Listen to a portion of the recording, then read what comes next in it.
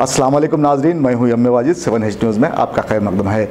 ज़िले निर्मल के खानापुर में रुकने असम्बली अजमेरा रेखा नायक ने अपनी क़यामगाह में गरीब अफराद में CM रिलीफ फंड चेक्स की तकसीम अमल में लाई।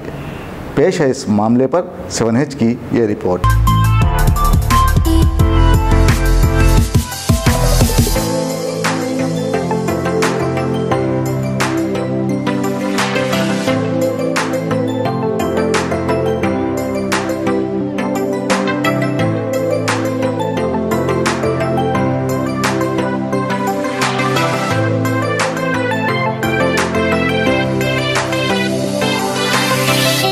दोस्तों, अब आप रहिए हर वक्त तैयार, क्योंकि हम आपके लिए लाते हैं ताज़ा तरीन खबरों का अंबार। चाहे घर हो, बस हो या रेल, हम करेंगे आपको अपडेट एवरीवेयर। तो लाइक कीजिए, शेयर कीजिए और सब्सक्राइब करना ना भूलें। 7H न्यूज़, आपकी आवाज़।